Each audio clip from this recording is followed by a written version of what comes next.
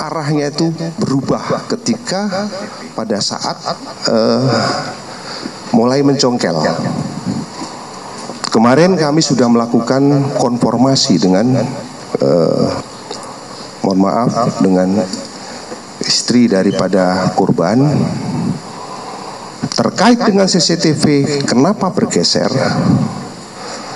Hal tersebut terjadi setelah adanya permintaan dari istri via telepon kepada penjaga kos atas nama Siswanto, digital forensik terhadap device, baik itu laptop, kemudian MacBook maupun Samsung Note, ya ada handphone Samsung Note yang ditemukan di kamar korban.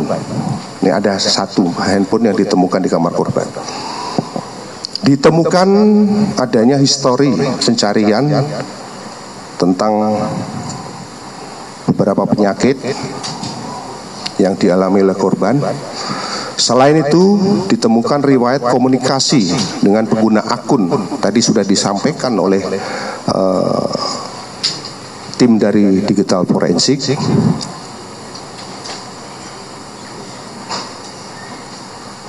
Yang intinya bahwa yang terpenting terhadap hasil penelitian ini bahwa belum ditemukan adanya informasi ataupun dokumen elektronik yang berisi muatan ataupun ancaman baik fisik maupun psikis maupun ancaman kekerasan terhadap korban. Kita boleh ke Pak Arianto Sutadi, ini komentar yang masuk juga sudah banyak sekali Bapak. Publik bukan sekedar penonton yang bisa dibungkam dengan narasi tunggal, kami punya akal sehat, memori kolektif, dan kecurigaan yang lahir dari pengalaman. Kenapa tadi Prof. Adrianus juga mempertanyakan secuil-secuil potongan-potongan buktinya? Kenapa tidak sekaligus sehingga publik tidak kemana-mana Pak? Ya, saya akan menanggapi ini ya dari perspektif saya ya. Saya tidak menanggapi dari Pak Adrianus tadi mengenai catatan demokrasi. Dari perspektif saya ini ya, forum ini kemudian kegaduhan ataupun ribut-ribut di media itu intinya adalah selama ini polisi itu dicurigai ya, tidak dipercaya selama ini karena suka menutup-nutupi apa yang sebetulnya ada. Inilah masalah yang besar yang kita hadapi sekarang ini. Nah, kesempatan ini saya terima kasih kepada Pak Andromeda karena saya diundang di catatan demokrasi ini, di mana saya mempunyai kesempatan untuk menjelaskan. Saya penasihat ahli Kapolri ya, tapi peran saya adalah melihat apa yang menyerang polisi yang membuat jelek itu, dan kemudian bagaimana cara mengantisipasi supaya rakyat bisa tidak hanya menjelek-menjelekan polisi dengan cara memberikan keterangan apa yang terjadi gitu. Nah, seperti ini kasus ini yang begitu ada kejadian gitu ya, ini meninggal gitu kan, meninggal aneh. Pasti akan timbul ini, wah ini pasti polisi ini akan melindungi supaya ini tidak terbuka. Kalau ini kasus pembunuhan pasti ini dianggap ini bukan pembunuhan. Itu sebenarnya ada yang beredar di lapangan itu yang terjadi. Pak Arianto mengakui ada itu Pak. Sejak awal saya mengatakan gini, menghadapi seperti ini ya, tugas polisi itu adalah penyidikan kan. Penyidikan itu judulnya adalah suatu serangkaian perbuatan menurut undang-undang untuk membuat terangnya perkara dan menemukan tersangkanya. Makanya sejak saya di sini dulu kan mengatakan ya, pesan sama polisi, tolong berikan pada rakyat apa yang terjadi, terangkan dengan sejelas-jelasnya apa yang terjadi dan kemudian apa yang sudah dikerjakan oleh polisi. Tetapi selama ini polisi masih pakai pedoman Pak. Kalau masalah kayak gini ini biasanya ditutup-tutupi Pak, sehingga nanti hanya akan disampaikan di pengadilan, biasanya pakai gitu. Nah untungnya, makanya itu saya bilang ya, sorry ini walaupun tadi dibilang ini masih kurang bagus oleh Pak Jamin. Saya anggap ini press release yang terbaik selama saya menjadi polisi, pengamat polisi. Karena press release-nya tadi itu jelas, sangat jelas sekali dan menunjukkan polisi itu profesional apa yang dikerjakan dan tanpa ada yang ditedeng-tedengi, dan kemudian apa yang disampaikan itu bukan hanya asumsi, tetapi adalah fakta temuan, dan kemudian yang menafsirkan adalah para ahli di bidangnya masing-masing. Itulah salut saya kepada Polda Metro. Hanya mudah-mudahan ya pola yang seperti ini nanti akan diteruskan di dalam kasus-kasus yang lain. Jadi begitu ada kejadian yang kira-kira akan menimbulkan pertanyaan, jawab segera. Dengarkan publik pengen apa, jawab itu. Jangan publik pengen gini, jawabnya cuma potong-potong sedikit-sedikit. Itu tadi. Sejak awal kasus ini kan dulu saya juga menyayangkan ya saya pikir. Karena apa? Tempo hari di catatan di sini Pak, kita kan tidak disuguhi dengan data awal yang ada oleh penyidik waktu sepotong-sepotong. Di sini diundang para ahli mengatakan wah ini terjadi ini kurang ini kan gitu Pak. Saya bilang kalau kita tidak mempunyai data yang lengkap mengenai apa yang terjadi di TKP Pak, nggak akan mungkin kita bisa mengungkap ini Pak. Jangan pakai asumsi gitu kan. Makanya saya minta itu apa adanya, seteliti-telitinya mencari data yang awal. Dulu saya agak terkecoh karena apa? Ketika Kapolsek ngomong itu bahwa ini sudah di jenazah itu tidak ada data-data kekerasan dan sebagainya. Itu saya udah pesimis. Wah kok segitu simpelnya kan gitu kan. Ternyata tadi ya dari penjelasan yang tadi itu yang saya paling hebat itu tadi. Itu betul-betul dirinci Pak, secara detail ya. Penjelasan terangnya perkara itu Pak, kalau dari teori saya selama saya belajar dari polisi itu harus bisa menjawab 7K pertanyaan itu. Siapa, di mana, bagaimana, mengapa, dengan apa, dan itu kira-kira gitu ya 7K. Tadi itu sudah dijawab semua itu. Mulai pertanyaan pertama adalah siapa, atau apa yang terjadi. Kan ada asumsi, apakah pembunuhan, apakah dibunuh, apakah kecelakaan dan sebagainya itu keterangannya di belakang itu. Tapi yang untuk pertanyaan siapa korban, dijelaskan tadi. Yang menjelaskan adalah bukan polisinya. Psikolog tadi. Psikolog mengatakan ini korban adalah figurnya kayak gini. Orang hebat, baik dengan dengan tugas, disiplin dengan tugas. Tapi dia punya kelemahan. Kalau dalam depresi yang tertentu tadi Profesor Adrian sampaikan itu, dia bisa kayak gitu kan gitu. Dia bisa menempuh. Saya tadi kaget mendengarkan cerita daripada psikolog forensik itu. Kok disampaikan gitu ya. Karena menurut saya kalau ini disampaikan itu nanti akan mencederai daripada si korban itu kan, kasihan. Nah, untungnya yang ceritakan Pak ahli Pak. Jadi dia ahli nggak bisa kita anukan kan gitu. Diceritakan oleh itu tadi siapa dia korban ini, kelemahannya apa, kenapa kok dia bisa begitu, karena ada latar belakangnya gitu. Itu baru siapa yang ini.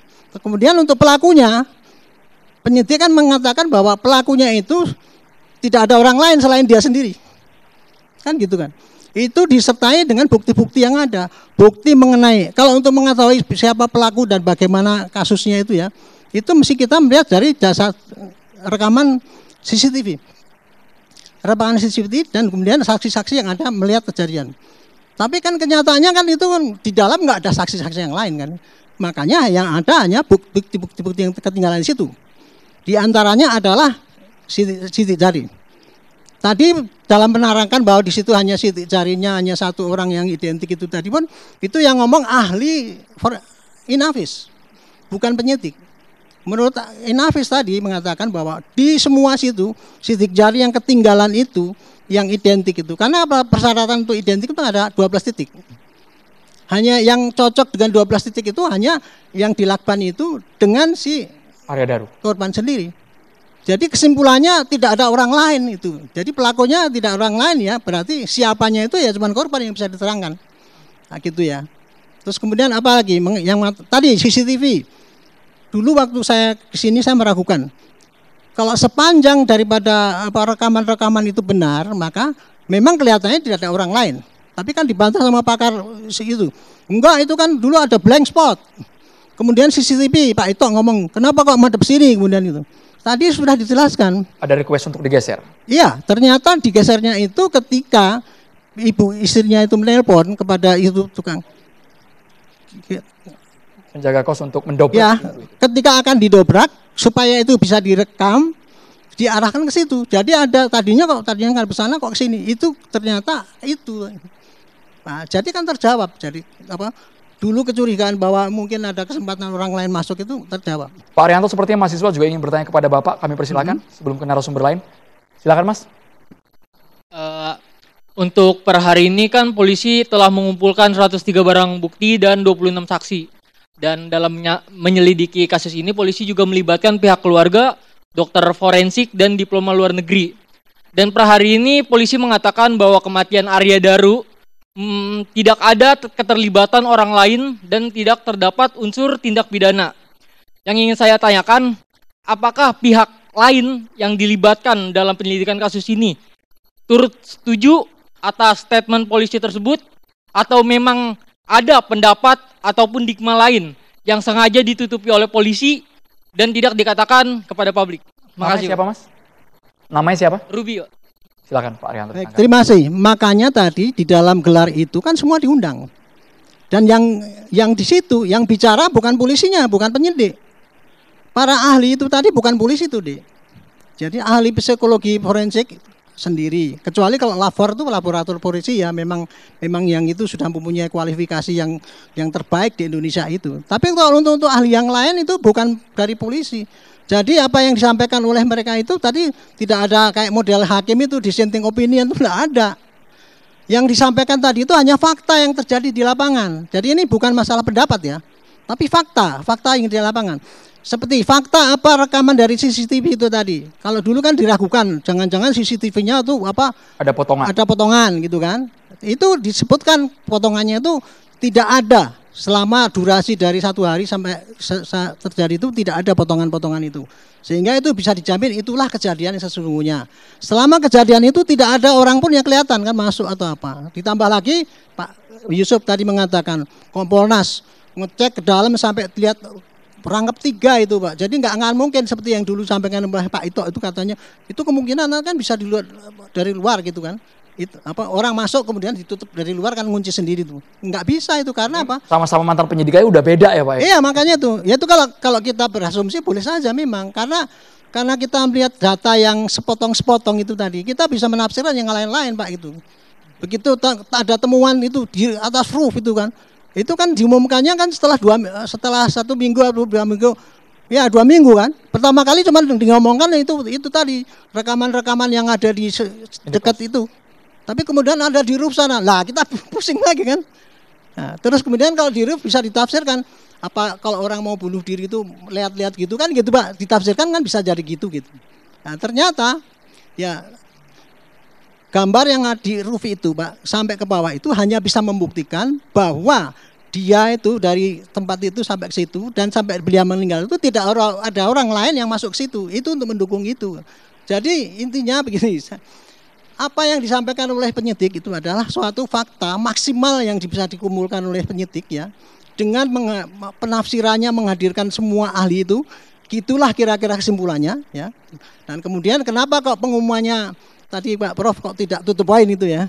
Saya jelaskan. Pengalaman kita yang lalu itu Pak menunjukkan itu. Kalau kita secara vulgar Pak mengatakan itu bahwa ini orangnya bunuh diri ini itu akan menyinggung korban yang sudah kehilangan kemudian dibilang bunuh diri itu. Perasaan pihak keluarga. Ya, makanya itu kemudian dihindari kata-kata itu. Ya, saya terus terang tadi nyarakan juga para dirpidum itu hindari kata-kata yang menohok itu sehingga Anda nanti tidak diserang lagi. Ditemukan kata-kata yang terbaik itu, katanya bahwa tidak ada orang lain yang ikut ini dari bahasa hukum masuk ya gitu dan tidak mencederai ataupun mengganggu apa itu dignity atau apa dari keluarga itu sendiri gitu. Itu kira-kira mengapa begitu. Jadi satu lagi itu mengenai yang apa? Tadi ada profesor yang mengatakan pada saya, Pak itu kan mestinya dilihat dulu latar belakangnya dia kira-kira berapa ini sebelum kejadian dari handphone dan laptop yang diterima itu Pak. Kan ada laptop yang hilang itu Pak.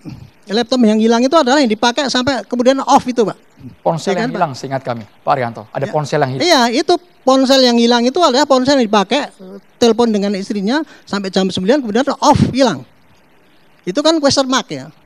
Itu bisa diterangkan tapi tidak diterangkan karena masalahnya itu nanti akan menyinggung daripada yang bersangkutan. Makanya tapi dari cuplikan-cuplikan handphone yang lama Pak dibandingkan dengan laptop karena dia link itu dengan laptopnya itu di trace itu ternyata selama 2 tahun yang terakhir ini dia itu sering-sering lihat mengenai bagaimana kalau orang mau bunuh diri gitu Pak.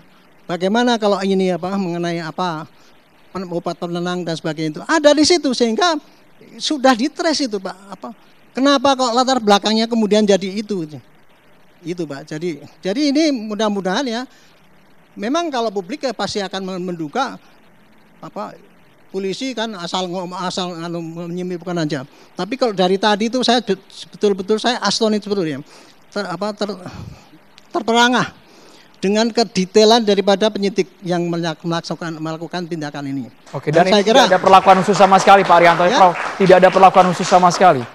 bukan perlakuan khusus Pak, tapi keseriusan daripada penyidik itu karena ditantang kan. Polisi kan sekarang ditantang ini menutup-nutupi dan kemudian selama ini kan dibilang alah kerjanya kan hanya kalau ada dia pihak gini terus dia membantu kan gitu. Tapi ini penyidik betul-betul saya begitu lihat tadi ya press release hebat betul menurut saya. Karena masing-masing ahli itu menerangkannya dengan detail. Seperti tadi, Inavis mengatakan bahwa ini enggak identik. Dia mengatakan bahwa menurut ketentuan, iya Pak, peraturannya pakai standar ini dan sebagainya ini minimal ada 12 titik itu. Saya dulu belajar di AKB kayak gitu. Termasuk juga para ahli toksikologi segala itu. Menerangkannya dia kenapa meninggalnya itu. Saya kan kemarin bingung ya. Nanti menerangkannya matinya kenapa ya. Ternyata kan cuma pakai teknis, bahasa teknis.